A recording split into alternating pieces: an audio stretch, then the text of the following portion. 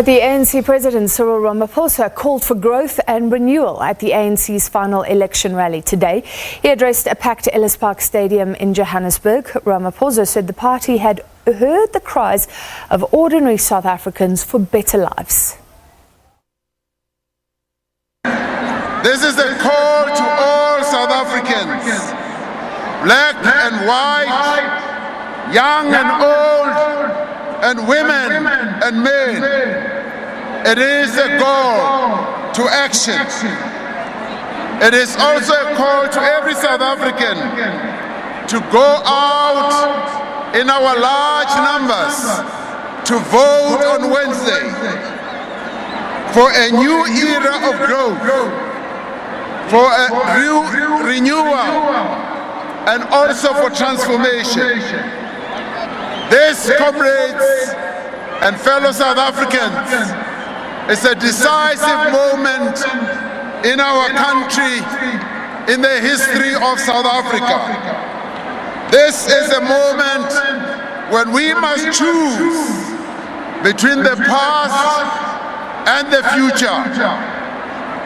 This is a moment where we must choose to return to a past of conflict and anger, of corruption and also hunger.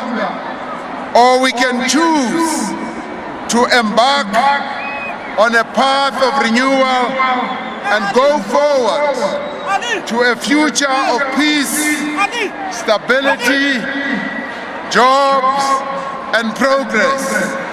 That moment has come for all of us as South Africans. As the people of South Africa, let us declare with one clear and loud voice that we choose to go forward and not backwards. We choose hope over despair. We choose renewal over stagnation.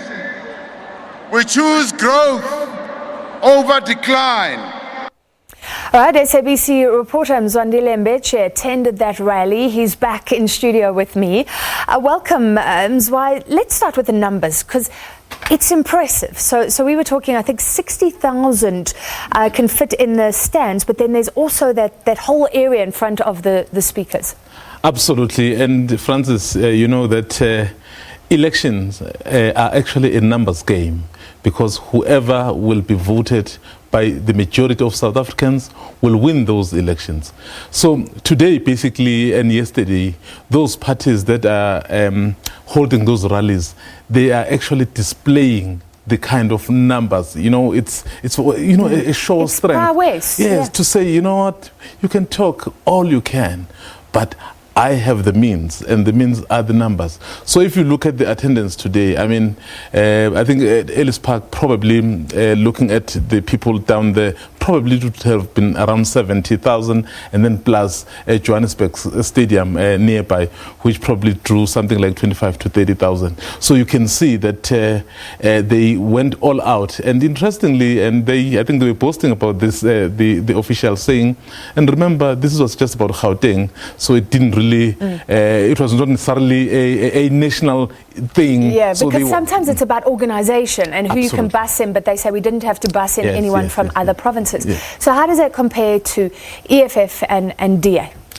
Well, the EFF, I'm sure you saw, they also were full, and I think Orlando Stadium has a capacity, if I'm correct, of about 40,000 people. I mean, which means that's a very, very good number. And remember, this is a very young party, and to be able to draw those kind of numbers is actually impressive. And also the DA, I think yesterday, they had pretty impressive numbers. They were in Soweto, in Dobsonville, and I think the capacity of that stadium, I stand correction, but I think it's around 20,000. Perhaps those are the numbers they drew.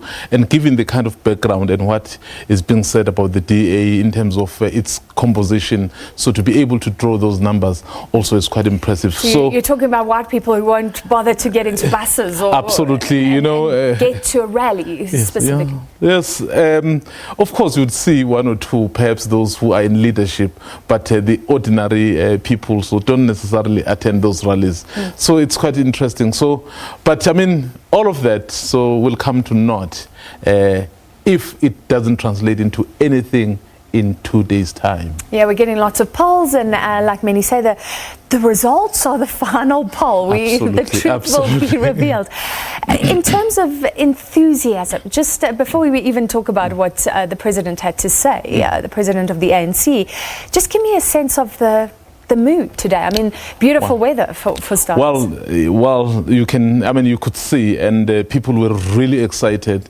And I think if you are in an environment where you see that you are winning, so you will just be happy. I mean, there were people who were entertaining the crowds, and the mood was electric, and people really felt perhaps this is the ANC that we've always known. I mean, even when we spoke to, because after speaking to the officials and listening to the president, we went out to people to say, okay, you've heard him speak, so but what do you think?